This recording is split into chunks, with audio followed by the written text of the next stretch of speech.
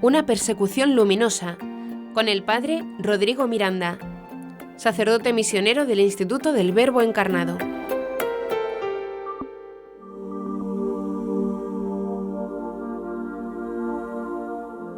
Hola amigos, soy el padre Rodrigo Miranda, sacerdote misionero del Instituto del Verbo Encarnado.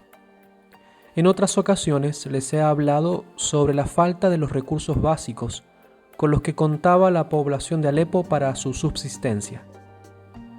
Esto se debía básicamente a que los diversos grupos de rebeldes musulmanes, protagonistas del conflicto desde el principio y que agredían duramente a la población, habían tomado control por la violencia de las zonas agrícolas, las plantas generadoras de electricidad y las fuentes de agua potable.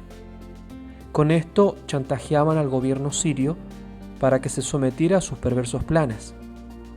Distribuían algo de esos recursos a la ciudadanía si es que el gobierno, por su parte, les concedía zonas estratégicas o equipamiento militar y al fin traspasarles el mando a estas facciones de rebeldes. Era evidente que la situación tomaba una escala muy grave y que, como nos decían los alepinos, daría para varios años, como sucedió en Irak, cosa en la que acertaron 100%. Decidimos entonces juntar alimentos no perecibles. Los padres, las hermanas y los laicos nos organizamos para adquirir los alimentos básicos según nuestras posibilidades. Acudimos al único supermercado que seguía funcionando hasta la fecha. Providencialmente, el superior de ese lugar, un musulmán sunita, había sido educado con las monjas cuando era un niño, en el Alepo sofisticado de los años 80. Tenía una educación más bien occidental, era un tipo de mundo, un moderado precisamente porque no vivía las prácticas del Islam tradicional. Como tenía gran aprecio a las monjas, cuando iban nuestras hermanas a comprar, las trataba con gran generosidad y solicitud. Así que el dinero milagrosamente se multiplicaba en productos varios. Incluso, cuando llegaba algún producto que escaseaba, llamaba a las monjas por teléfono, si es que teníamos comunicaciones, y les avisaba para que fueran a comprar y así tuvieran para toda la comunidad y las personas que venían a pedir al obispado, lugar que se había transformado en otro de los centros cristianos para la atención de los más necesitados. Es así como nos abastecimos de lo necesario y que nos duró casi por todo el año y medio de asedio a la ciudad de Alepo. Eso sí, había momentos de asombro al constatar que cuando alguna cosa comenzaba a faltar, misteriosamente aparecía más de ese producto en otro lugar de la casa. De todos modos, tuvimos que aprender a racionar todo para que se extendiera en el tiempo, ya que no sabíamos cuánto iba a durar tal situación. Por otra parte, queríamos ser lo más generosos que se pudiera para ayudar a los más necesitados, a la mayor cantidad de ellos. Pero también porque al ser precisos con el uso de las cosas, dábamos culto a la providencia divina, que no se dejaba ganar en generosidad. Si Dios Padre nos hacía estas delicadezas, había que agradecerle y honrarlo con el mejor uso de los recursos que teníamos a disposición. En aquel momento, vivíamos en el obispado un grupo numeroso. El obispo, por supuesto, los sacerdotes, las hermanas de nuestra congregación, pero también otras congregaciones y laicos. Comíamos una vez al día todos juntos a la cena. Era todo más bien austero, pero alcanzaba bien para que al menos nadie pasara hambre. Pero al transcurrir los meses, el alimento fue escaseando, ya que no podíamos reabastecernos. Tuvimos que rehacer el menú y apretarnos aún más el cinturón. Y por otra parte, eran más las personas que necesitaban ayuda, así que había que dar de todo lo que teníamos. Pero a la vez, teníamos que alimentarnos nosotros para seguir haciéndoles el bien, porque sin fuerzas uno se transforma en una carga y hasta en inútil. Pasaron más meses y la situación fue volviéndose más extrema. El menú se había reducido a una variedad exótica y creativa de arroz, papas, cebollas y agua. Con eso se preparaban los platos más variados. Se cambiaban las proporciones o el orden, aunque la mente sabía eso de que el orden de los factores no cambia el producto. Pero bueno, había que jugar un poco con la imaginación y así tratar de engañar al estómago. Con un poco de creatividad, lo poco que veías en el plato te hacía pensar en los múltiples sabores que hipotéticamente tendría ese plato único de comida.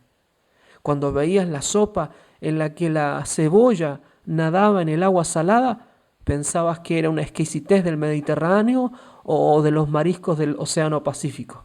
Esto para mí es muy fuerte, ya que soy de Chile y los frutos del mar son la dieta esencial de cualquiera de nosotros.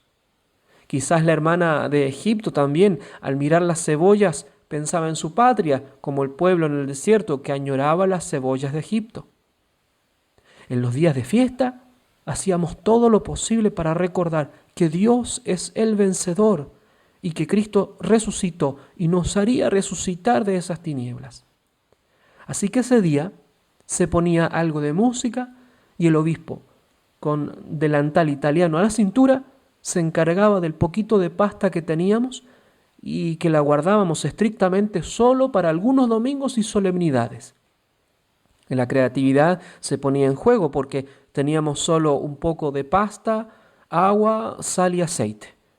Pero a los italianos no les falta la buena receta para superar esos obstáculos. Así que con eso se hacían las comidas más variadas. Eran verdaderos platos de la nonna. A todo este menú le agregábamos un buen surtido de bromas, anécdotas, representaciones y buen espíritu. Porque al fin y al cabo, era Dios que nos enviaba lo que Él consideraba necesario y justo para que pudiéramos seguir realizando nuestra labor y para que aprendiéramos una enseñanza muy importante. Gracias a esta bendita carencia, la vida se vuelve un culto incesante a la divina providencia, ya que se tiene la certeza de que el peligro corporal no amenaza a aquellos que, con la intención de seguir a Cristo, abandonan todas sus cosas, confiándose a la divina providencia.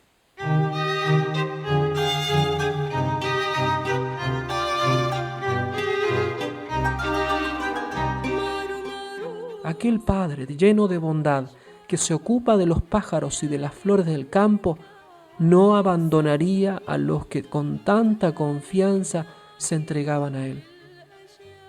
Dios nos regalaba la escasez para que aprendiéramos a pensar más en Él, a pedirle más a Él, a confiar más en Él. Solo así seríamos capaces de exhortar a otros a confiar en su mano paternal, aun cuando nos faltaba hasta lo mínimo. Por eso es que esta bendita carencia nos hizo ser más creativos también en la administración de nuestros propios bienes. Nos hizo ser prontos en la caridad, solidarios para con aquellos que tenían aún mucho menos que nosotros. Fueron momentos bien difíciles, pero también de gran crecimiento personal y comunitario. Había que dejar de pensar en uno mismo, aun cuando el estómago te sonaba, o cuando era evidente la falta de peso de cada uno. Sabíamos que Dios también se encargaría de ello. Muchas veces, cuando hablamos de la providencia, corremos el riesgo de pensar que Dios es providente solamente cuando nos envía bienes.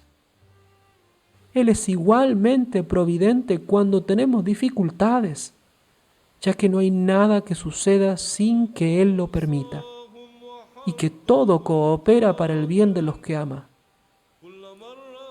Pero nos cuesta ver su mano paternal y providente en los aprietos. Si Dios permite la cruz, es porque algún bien quiere sacar de ello. Por una parte, la falta de cosas básicas increpa al mundo consumista, que inventa necesidades vanas, engañosas, y que son una fuerte seducción en la que tantas veces caemos, aumentando ese deseo de poseer y de llenarnos, aun cuando ya lo tenemos todo. Y por otra parte, aprendimos que la escasez de alimento y de tantas otras cosas nos hace ver que todo es gracia, aun los bienes materiales. Al carecer de lo más básico, como es el alimento, las medicinas, aunque suene paradójico, tomamos conciencia una vez más de que las cosas no pueden darnos la felicidad que tanto ansía nuestro corazón. Por eso nos dice nuestro Señor Jesucristo: buscad primero el reino de Dios y su justicia, y todo lo demás se os dará por añadidura. Por eso, para quien busca el reino, las carencias también pueden ser un medio para aprender a dar culto incesante a la providencia, como nos lo enseñó el Hijo Eterno de tan buen y santo Padre. Querido amigo, si estás sufriendo alguna de estas necesidades u otras más graves, confía en Dios Padre, que no se deja ganar en generosidad. Al mismo tiempo, sé creativo y solidario, aún con lo mínimo que tengas. Y el Dios, tu Padre, que está en lo escondido, te recompensará. Que Dios te bendiga mucho.